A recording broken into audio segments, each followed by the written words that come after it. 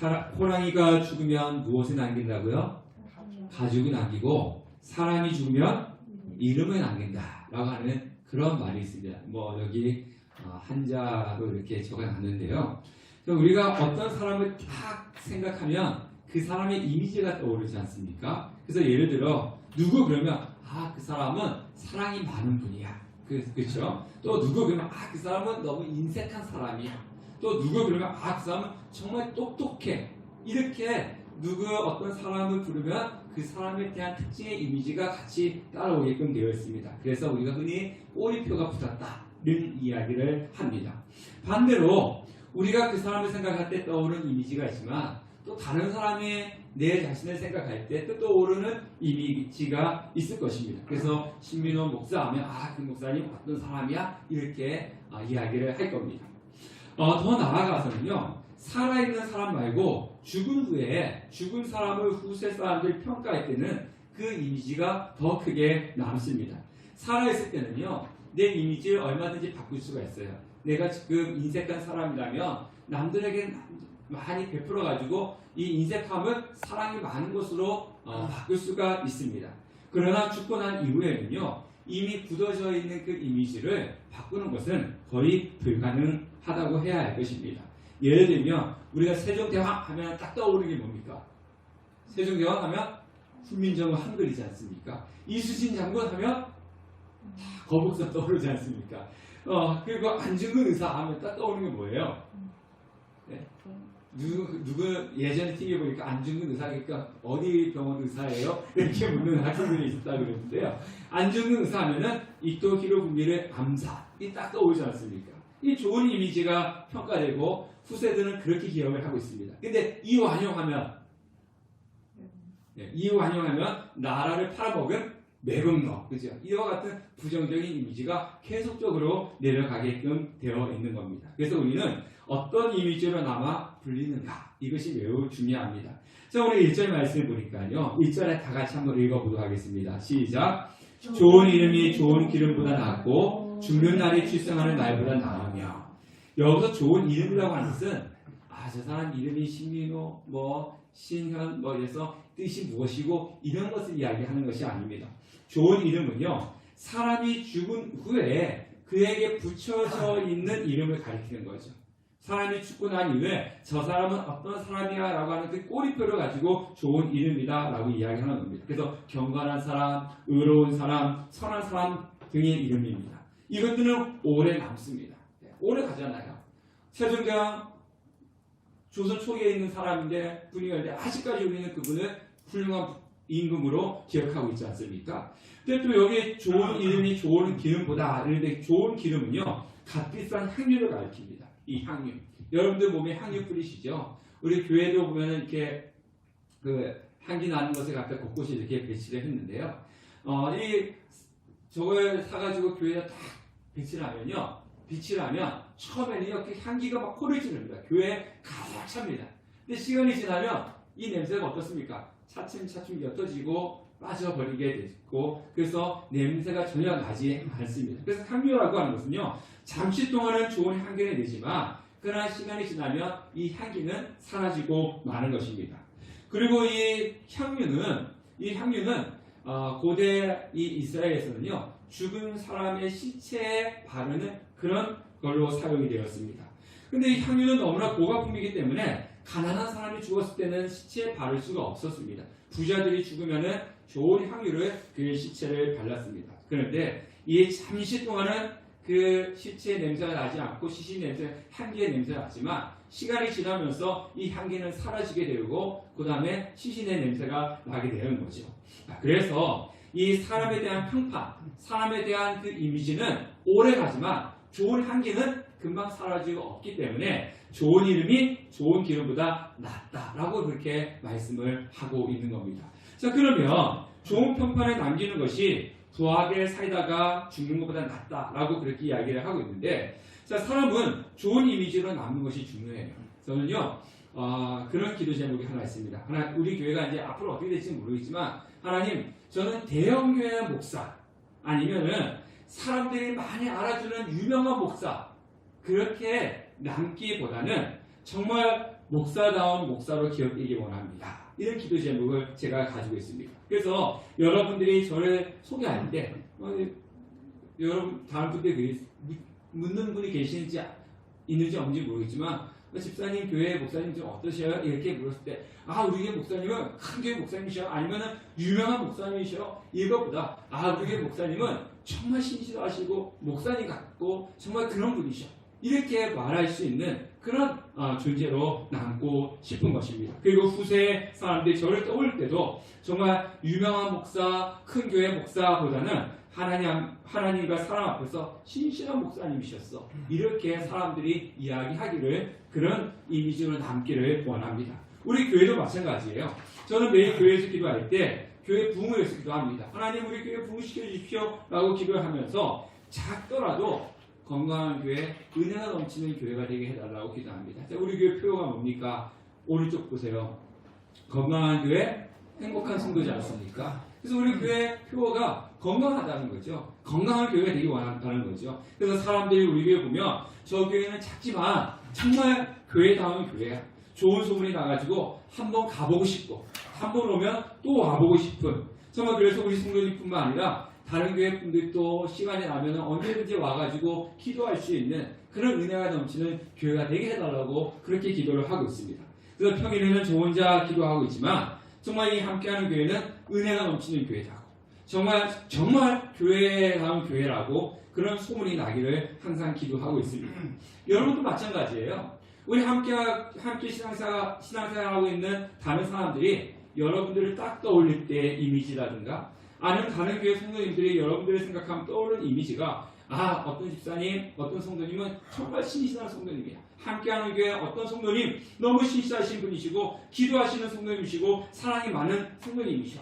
이런 이미지 평판이 있어야지 그 교회 누구 어떤 성도님은 글쎄 뭐 이렇게 된다면 우리는 좀 신앙생활에 있어서 불행하다고 할 수 있을 것입니다. 그래서 사람뿐만 아니라 하나님 앞에서 특히 사람보다는 하나님 앞에서 어떤 이미지를 남느냐 그것이 더 중요하다는 거죠. 성경에는 에녹하면 우리가 떠오르는 것이 뭡니까? 에녹.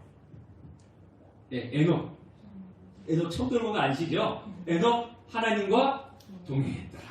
그 다음에 노아는요. 의인이요 당대의 완전한 자다.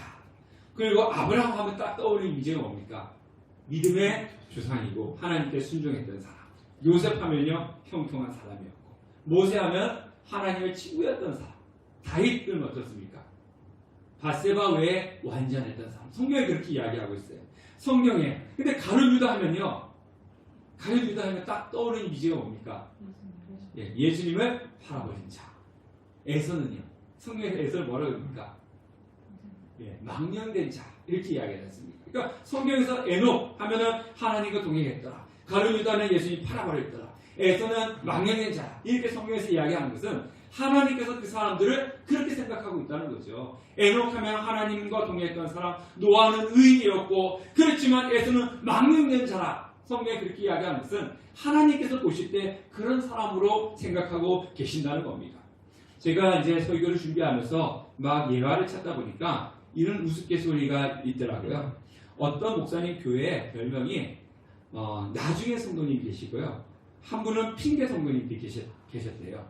별명에서 알 수 있다시피 이 나중에 성도님은요. 목사님이 예배 나오셔야죠. 기도하러 오셔야죠. 하면 항상 대답이 뭐였겠습니까? 나중에요. 그게 나중에 성도님이에요. 나중에 목사님 제가 나중에 할게요. 나중에 할게요. 항상 나중에 해가지고 별명이 나중에 성도님이셨어요. 근데 또 한 분은요. 핑계 성도님은 항상 핑계 된다는 거예요. 예배 오셔야죠. 뭐 하셔야죠. 기도하셔야죠. 전도하셔야죠. 그러니까 오늘은요 아들이 아팠어요. 내일은요 내가 바빴어요. 그 다음은요 내가 오늘 기분이 나빴어요. 이래서 항상 핑계를 대고 이렇게 안 하시더라는 겁니다. 그래서 별명이 핑계 성도님이셨어요. 근데 어느 날 목사님께서 천국에 가셨는데 천국에서 천사가 이것저것 이제 구경을 시켜주는데 기도방이 있다라는 거예요. 기도방. 그래서 우리는 또 한국교회 성도님들은 기도가 중요하잖아요. 그 기도방에 탁 들어갔더니 거기 수많은 바구니가 쫙 있는데 바구니마다 하나씩 이름이 붙여져 있더라는 겁니다. 어떤 바구니는 즉즉 응답, 어떤 바구니에는 2배로 응답, 어떤 바구니에는 더 좋은 것으로 응답. 이리고 그 바구니 안에 성도들이 한 기도가 가득가득 이렇게 쌓여져 있더라는 겁니다. 그 천사들이 그 바구니에 적힌 대로 하나님의 응답을 전달하고 있더라는 겁니다. 어떤 사람이 즉시 응답하고, 어떤 사람에게는 거기 적혀있는 대로 2배로 응답하고, 어떤 사람이 더 좋은 걸 응답하고 막 열심히 하는데, 저렇게 보니까 저쪽 한 구석에 큰 바구니 2개가 있더라는 거예요. 큰 바구니 2개가 있는데 거기에 뭐라 적혀있냐면은 나중에 하나는 핑계만 대기 이렇게 붙여있는데 다른 바구니가 더 크더라는 거예요. 그래서 가보니까 가득 쌓아져 있는데 천사들이 거기는 하나도 쳐다보지 않더라는 거예요. 그냥 외면하고 한쪽 구석에 외면하고 있더라는 겁니다. 그래서 이 목사님이 물었대요. 이건 뭡니까? 라고 했더니 한 천사 대답하기는 여기 나중에는요 맨날 나중에 하는 성도들의 기도만 모아둔 것이고, 이 핑계대기는 맨날 핑계만 대는 성도들의 기도를 모아둔 겁니다. 그런데 왜 아무도 안 쳐다봅니까? 라고 하니까 천사가 이렇게 여기는요 나중에 응답하는 거고요, 여기는 이 핑계 저 핑계 대면서 응답하기 때문에 그냥 아직까지 응답하지 않고 그냥 방치해 두는 겁니다. 이렇게 이야기를 하더라는 겁니다. 그러니까 우스갯소리잖아요. 근데 의미가 있는 거예요.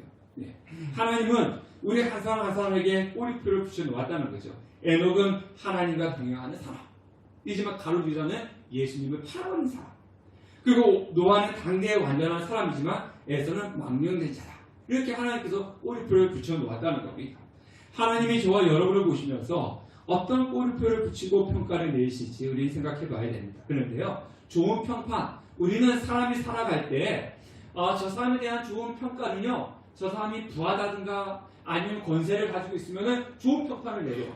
근데 아무것도 없고 가난한 사람들에 대해서는요, 별별 없는 사람들에 좋은 평판을 내지 않기 때문에 하나님 앞에서 우리가 좋은 평판을 받기 위해서는 내가 뭔가 헌금도 많이 해야 되고, 내가 어떤 지위도 있어야 되고, 목사라든가 장로라든가 이런 큰 직분을 갖고 있을 때 좋은 평판이고, 나는 그냥 성도고 나는 가난하니까 헌금도 제대로 못하고 그러면 하나님 나한테 좋은 평판 내지 않으실 거야, 이렇게 생각을 하는데 아니라는 거예요. 이거는 지극히 어떤 생각입니까? 인간적인 생각입니다. 인간적인 판단입니다. 이 세상이 그렇게 움직여요. 이 세상은요, 어디 할 때 기부할 때 막 1000만원씩 막 내는 사람들은 대우받아요. 근데 그 기부도 할 수 없는 사람들한테는 대우도 못 받아요. 이건 세상적인 판단입니다. 세상적인 이 사고를 교회까지 갖고 들어오니까 헌금 많이 내는 사람이 대우받을 것이고, 목사나 장로 같은 사람들이 대우받을 것이다, 이렇게 생각하는데요, 하나님 나라는 그렇지 않습니다. 그건 중요하지 않아요. 중요하지 않습니다. 자, 저는요 하나님 앞에 신이스라는 목사라고 불리기를 바랍니다. 그러면서 신이스라는 목사라고 불리기를 바란다면 뭐 해야 되겠습니까? 어떤 능력을 막 발휘해야 되고, 많은 사람들이 알아줘야 되고, 그런 겁니까? 아닙니다. 그래서 신이스라는 목사라고 불리기를 바라기 때문에 아무도 오지 않지만 새벽기도에 혼자 와서 기도하고, 또 금요 성경 집회 우리 성경들 몇 분 되지 않으니까 몇 분 되지 않아도 하고, 주의 예배도 꾸준히 내 자리를 지키려고 합니다. 그래서 하나님 앞에 섰을 때, 너가 성실하게 신실하게 혼자라도 그렇게 너의 자리를 지켰구나, 바로 이것이 어떤 거예요? 성실한 목사, 신실한 목사지, 어떤 큰 능력을 발휘하고 어떤 많은 사람들이 알아주고 그것이 신실하고 성실한 것이 아니라 내 자리에서 내 자리를 사람들이 있건 없건 간에 항상 변함없이 지켜나가는 것, 그럴 때 하나님께서 저를 성실한 목사, 신실한 목사라고 판단해 주신다는 겁니다. 자, 요한계시록에 나오면, 요한계시록에 보면 아시아 7교회가 나오지 않습니까? 그죠? 기억하시죠? 우리 몇 년 전에 제가 설교를 했었는데요, 거기에 사대교회가 나옵니다. 네, 사대교회.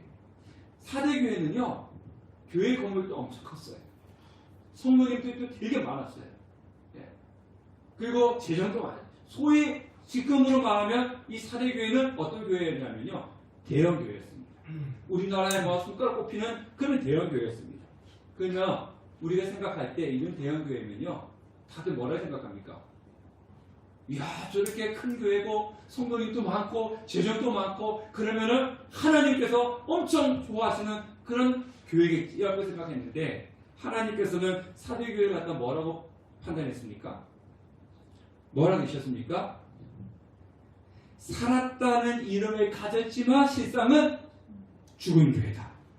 아니, 사람이 볼 때는요, 건물도 크고 사람도 많고 재정도 많은데, 하나님 보실 때는 살았다고 하는 이름을 가졌지만 실상을 보니까 너희들은 죽은 교회야, 그렇게 이야기했습니다. 근데 반대로요, 서머나 교회와 빌라델비아 교회는요, 우리 교회처럼 자꾸 연약한 교회였어요. 예, 작았어요. 연약했어요. 성도님도 몇 분 되지 않았어요. 그런데 하나님께서 서머나 교회와 빌라델비아 교회는 뭐라고 했냐면요, 작고 연약한 교회이지만은 고난을 견뎌내고 하나님 앞에 충성한 교회였다라고 칭찬했어요. 예, 사람이 보는 것과 하나님 보는 건 다르다는 거예요. 우리 교회도 서머나 교회와 빌라델비아 교회처럼 하나님 앞에 충성된 교회라고 평가받는 그런 교회가 되기를 원합니다. 교회뿐만 아니라 여기 앉아 계시는 성도님들 모두가 나중에 정말 앞에 우리 예하이처럼 나중에 성도, 핑계대는 성도, 사대교회처럼 살았다 이름을 가르치는 죽은 교회 성도가 아니라 하나님 앞에서 신실한 성도라고 평가받는 그런 우리 함께하는 교회 성도님 되시기를 주님의 이름으로 축원합니다. 자, 1절의 말씀 보면 좋은 이름이 좋은 기름보다는 낫고 또 뭐라 그럽니까? 죽는 날이 출생하는 날보다 낫다. 이 말씀만 딱 보면요, 오해를 할 수 있어요. 여러분들, 죽는 날이 더 좋아요? 출생하는 날이 더 좋아요? 출생하는 날이 더 좋잖아요. 그런데 성경에는 왜 죽는 날이 출생하는 날보다 더 낫다라고 이야기를 했을까요? 자, 죽는 날은 피하고 싶은 날이고 슬픔이 있는 날입니다. 반대로 출생하는 날은요, 사람의 기쁨이 되는 날인데 어떻게 죽는 날이 출생하는 날보다 더 나을 수가 있겠습니까? 예, 이 구절만 보면 이건 잘 안 맞아요. 그런데요, 우리가 여기서 주시는 의미를 생각해야 됩니다. 자, 죽는 날은요, 사람의 일생을 뭐하는 날입니까? 마감하는 날이잖아요. 그러면 우리에게 좋은 이름, 이 좋은 이름, 앞에 나와 있는 좋은 이름, 이 나의 이미지가 남는 날이죠. 남는 거. 그러니까 좋은 이름이 죽는 날에 결정이 될까요? 아니면 출생하는 날에 결정이 될까요? 네? 저 사람은 어떤 사람이었어 라고 이 평가가 태어나는 날에 결정이 됩니까? 죽는 날에 결정이 됩니까? 출생하는 날이 아니라 죽는 날에 우리의 좋은 이름이 결정되는 거예요. 그래서 의인은요, 그 삶을 마치고 죽을 때 사람들이 뭐라 그럽니까? 아, 저분은 훌륭한 분이셨어. 훌륭한 분이 돌아가셨네. 안타깝다. 뭐 이런 말들을 하지 않습니까? 근데 반대로 악인이 죽으면 어떻게 됩니까? 악인이 죽는. 네? 의인이 죽으면 저 사람은 정말 훌륭한 분이었고 저 사람은 정말 의로운 분이었고 그래서 죽으면 저 사람이 너무 돌아가신 것이 안타깝다 이렇게 사람들이 평가하지만 악인이 죽으면 어떻게 해요? 잘 죽었다. 그죠? 잘 죽었다. 그렇게 악하게 하더니 잘 죽었다. 사람의 그 평가는요, 죽는 날의 평가가 되는 것입니다. 그런데 출생하는 날은요, 시작하는 거지 않습니까? 응애하고 태어나는 이 아이가 장차 의인이 될지, 장차 악인이 될지 아무도 모르는 거예요. 사람 다 아는 거예요. 믿음을 가지고 정말 신실한 하나님 앞에 경건한 사람이 될지, 믿음 없이 그냥 악한 사람이 될지, 태어나는 날은 아무도 알 수가 없어요. 그렇기 때문에 오늘 성경에서 말하는 것은 죽는 날이 출생하는 보다 낫다라고 그렇게 이야기를 하는 겁니다. 그래서 우리는 첫째는 하나님 앞에서, 둘째는 사람 앞에서 어떤 성도로 남아있어야 하는지를 늘 생각하고 신앙생활을 하셔야 되는 것입니다. 자, 2절과 3절 말씀 보도록 할게요. 다 같이 읽어보겠습니다. 시작. 초상집에 가는 것이 잔치집에 가는 것보다 나으니 모든 사람의 끝이 이와 같이 되리라. 산자는 이것을 그의 마음에 들지어다. 슬픔이 웃음보다 나음은 얼굴에 근심하는 것이 마음에 유익하기 때문이니라. 저도 잔치집은 못 가도 초상집은 웬만하면은 가려고 합니다. 그 이유가 뭐냐면은 이 슬픔을 당한 사람들한테는 같이 있어주는 것이 위로가 되고 큰 힘이 되어주기 때문에 그래요. 근데 여기서 이 말씀 속에서는요, 슬픔을 당한 사람들 옆에 가서 위로해주고 큰 힘이 되어주라 그런 의미는 아닙니다. 네, 그런 의미는 아니에요. 자, 사람은요, 잔치집에 가면 즐겁죠. 네, 잔치집에 가면 막 기뻐요. 막 기쁘다 보니까 자신을 돌아보지 못합니다. 잔치집에 가면요, 사람의 마음이 느슨해지지 않습니까? 그래서 저와 여러분들은 술을 안 드시지만은 잔치집에 가서 술을 주면은 이렇게 좋은데 한 잔 마셔야지. 그래서 한 잔 마시고 막 이러다 보면요, 어떻게 됩니까? 자신도 모르는 사이에 죄를 짓게 되는 거죠. 죄를 지을 확률이 높은 곳이 잔치집이에요. 그러나 초상집에 가면 어떻습니까? 잔치집에 가면 막 반갑다, 막 그러시고 막 핸드폰 소리도 뭐 귀신아 칭칭 안해 막 이렇게 울려도 괜찮은데 초등학교 가는데 핸드폰을 왔는데 뭐 계좌에 칭칭 나요 이런 소리 들으면 어떻게 돼요? 실례지 않습니까? 초등학교 가면 사람들의 마음이 어떻습니까? 경건해지고 무거워지고 마음이 진지해지는 겁니다. 그럼 가면 어떤 생각합니까? 아, 나도 언젠가는 죽겠구나. 이 생명이 끝나는 날이 있겠구나. 사는 날 동안 잘 살아야지. 이런 마음이 저절로 들게 된다는 겁니다. 그래서 초등학교에 가면은 내가 살아왔던 삶을 뒤돌아보고요. 아, 내가 이렇게 살면 안 되지. 아, 이렇게 살아야지. 마음가짐을 갖는 장소가 바로 어디냐? 초등학교라는 거죠. 초등집에 가면 죽음을 생각하고 자신의 삶을 반성하게 되는 것입니다. 그래서 초상집이 잔치집보다 낫다라고 이렇게 이야기를 합니다. 그러므로 지혜자의 마음은 어디에 있는 거예요? 지혜자의 마음은 초상집에 있을 때 우매자의 마음은 혼인집에 있다라고 이렇게 이야기합니다. 그래서 우매자는요 어리석은 사람들이잖아요. 잔치집에 있다는 것은 육신의 즐거움을 좋아하고 기뻐하지만 지혜자는 초상집에서 자신의 삶을 반성하고 하나님 앞에 설 준비를 한다는 거죠. 몇 년 전까지는요, 제 친구들한테서 이런 연락이 왔어요. 부모님이 돌아가셨다. 예, 뭐 지금도 가끔씩 오지만 예전에는 이렇게 친구의 부모님이 돌아가셨다라고 하는 것이 대부분의 이제 그런 경조사였어요. 근데 요즘은요, 가끔씩 가다가 어떤 소식을 듣냐면요, 내 친구가 죽었다. 친구의 배우자가 죽었다. 이런 소식이 간혹 이렇게 오더라고요. 예전에는 그런 게 없었는데 지금은 그런 소식을 간혹 접합니다. 사람의 일이 앞으로 어떻게 될지는 모릅니다. 근데 저도요. 지금까지 살아온 날보다 앞으로 살아갈 날이 적어요. 사람이 어떻게 될지 모르겠지만은 제가 지금까지 살아온 것만큼 앞으로 살아간다면 100세가 넘어야 되잖아요. 근데 저는 그렇게까지 살고 싶지는 않은데 그렇게 살 확률이 있을지 없을지 모르겠어요. 그래서 저는 지금까지 살아온 날보다 앞으로 살아갈 날이 더 적어요. 네. 그러면 제가 그런 친구들의 소식을 들을 때 사고가 나고 질병으로 그런 안 좋은 소리를 듣지만 그때마다 그런 소리 들을 때마다 이전에 느끼지 못하는 감정을 느낍니다. 이전에 느끼지 못했던.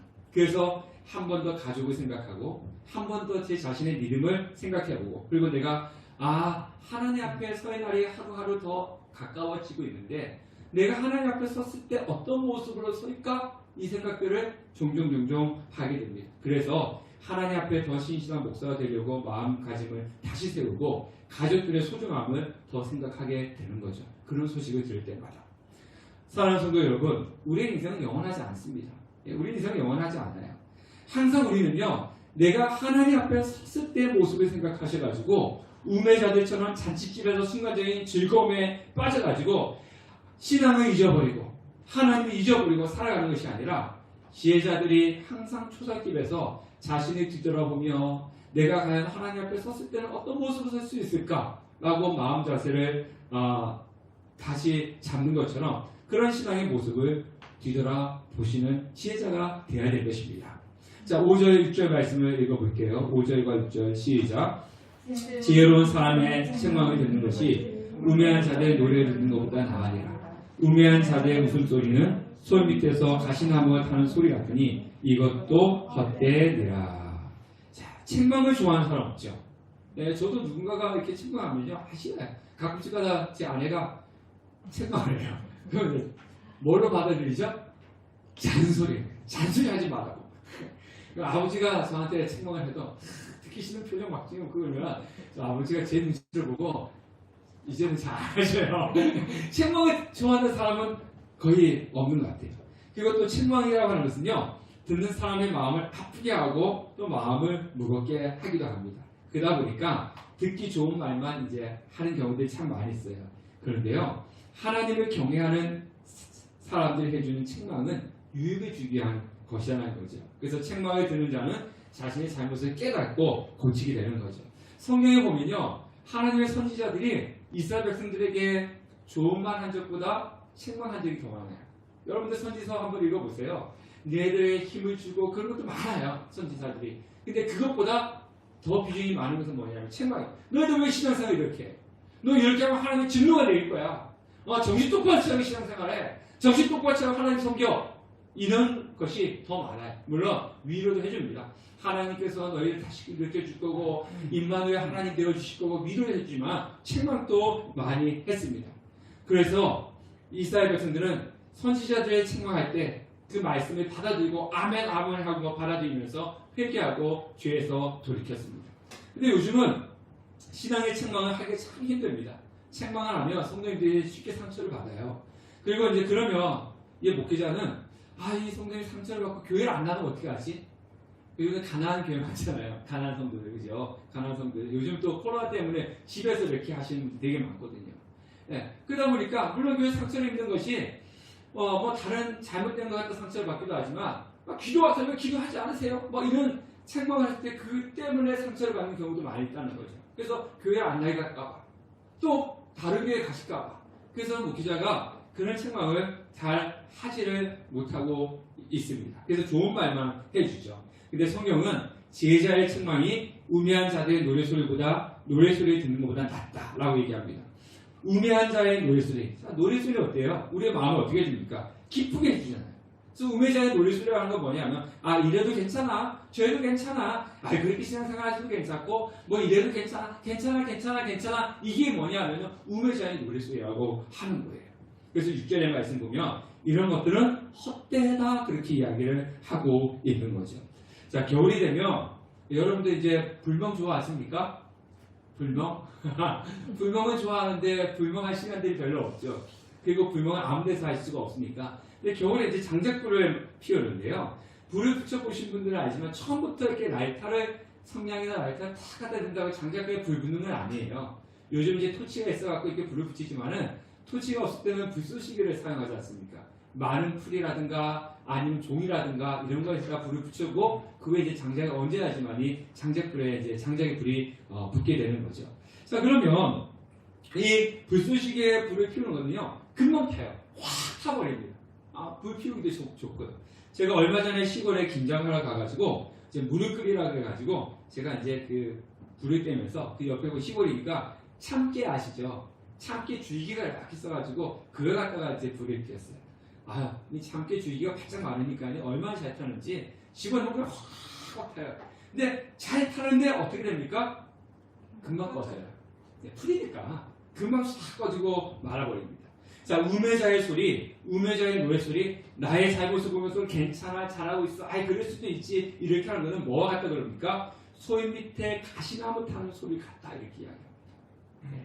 중동지대는요, 광야가 많잖아요. 그러니까 나무가 적으니까 땔감이 부족해요.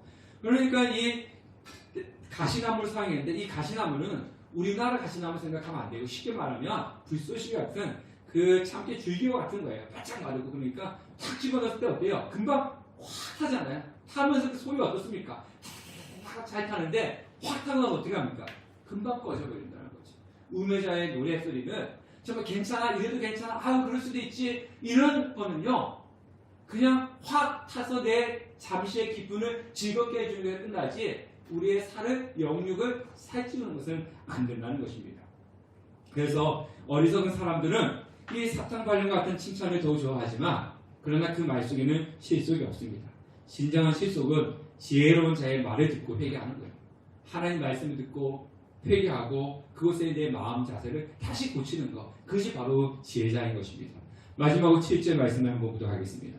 다 같이 읽겠습니다. 시작. 탐욕이 지혜자를 우매하게 하고 뇌물이 사람의 명철을 망하게 하느니라. 자, 지혜자가 나오는데요. 무엇이 지혜자를 우매하게 만든다 그럽니까? 탐욕이 지혜자. 그러니까 무슨 말이에요? 지혜자가 우매자가 될 수 있다는 거예요, 없다는 거예요? 있다는 거지 않습니까? 지혜자는 우매자가 될 수 있고 사람의 명철을 영원한 게 아니라 명철이 망해줄 수 있다는 거예요. 무엇이? 탐욕과 뇌물이. 탐욕이 지혜자를 우매하게 만들고 뇌물이 사람의 명철을 망하게 한다는 거예요. 그러니까 이 말은 뭐냐면요. 누구든지 언제든지 어떻게 될 수 있다는 겁니까? 지혜자였다가 우매자가 될 수 있다는 거고 명철을 가지고 있는데 그 명철을 잃어버릴 수 있다는 거죠. 그래서 지혜자가 우매자가 되지 않기 위해서 내가 가지고 있는 명철을 빼앗기지 않기 위해서 필요한 것이 무엇이냐면은 바로 책망이라고 하는 거예요. 하나님 말씀으로. 그냥 인간적인 감정으로 하는 것이 아니라 하나님 말씀으로 책망해주는 그 지혜자들이 있어야 된다는 거죠. 그리고 그 지혜자들이 하나님 말씀으로 나를 책망할 때 그것을 들을 수 있는 길을 갖고 있다면 지혜자는 결코 우매자가 될 수가 없고 내가 가지고 있는 명철을 잃어버릴 수가 없다는 것입니다. 그래서 여러분들 제가요 개인적인 감정을 뭐 이거 하세요 저거 하세요 그러면 여러분 귀를 안 기울이셔야 돼요. 근데 하나님 말씀으로 신앙적인 조언을 제가 할 때는요 여러분들 들으셔야 됩니다. 그리고 그 말씀에 순종하셔야 됩니다. 이건 목사의 권위가 아니라 여러분들의 영혼을 살리는 거예요. 제가 인간적으로 오셔가지고 뭐 어때는 가끔씩 가다 뭐 사이비 같은 데 보면 목사의 어떤 개인적인 것을 가지고 이거 하세요 저거 아세요 그런 건 귀를 기울이지 않으셔야 돼요. 근데 제가 하나님의 말씀에 있는 거 가지고 기도하셔야 됩니다. 예배 드리셔야 됩니다. 뭐 하셔야 됩니다. 이런 것을 할 때는요 여러분 거기 100% 순종하셔야 됩니다. 하나님은 저를 왜 세우셨습니까? 말씀을 가지고 여러분들 조언하고 책망하러 세웠고 여러분들한테 제가 필요한 이유는 말씀을 가지고 책망할 때 그것을 듣고 신앙생활하고 순종하고 신앙생활하라고 세우는 거예요. 그냥 목사 권위 이런 게 아닙니다. 이거는 잘못된 생각이에요. 하나님의 말씀과 신앙의 조언과 책망할 때는 여러분 들으셔야 되는 거예요. 저는 말씀에 벗어난 것을 하면 안 되고 말씀에 있는 것을 가지고 여러분들이 해야 되는 존재인 것입니다. 사랑하는 성도 여러분, 우리의 신앙은 이미지는 없답니다. 저뿐만 아니라 여러분들. 그래서 신앙생활하는 성도님들이 여러분들을 보면서 저를 보면서 어떤 평가를 내릴까요? 또 하나님은 어떤 평가를 내릴까요? 이제 올해도 얼마 남지 않았습니다. 우매자들처럼 혼인집에서 우매자들이 하는 가시나무 같은 속삭임에 휩쓸리지 말고 초상집에서 자신의 살아온 인생을 뒤돌아보는 지혜자처럼 올 한 해 이제 3주 남았는데 한번 뒤돌아보십시오. 그리고 좋은 것이 있었다면 하나님의 은혜에 감사하고 부족한 것이 있었다면 내년에는 이런 모습은 버리고 내가 하나님 앞에 더 신실하게 성도의 모습으로 살아가야겠다. 이렇게 다짐하는 그런 시간이 되시기를 바라겠습니다. 그리고 다가온 새해에는 더 하나님께 더 좋은 이름을 듣는 성도님 되시기를 주님의 이름으로 축원합니다.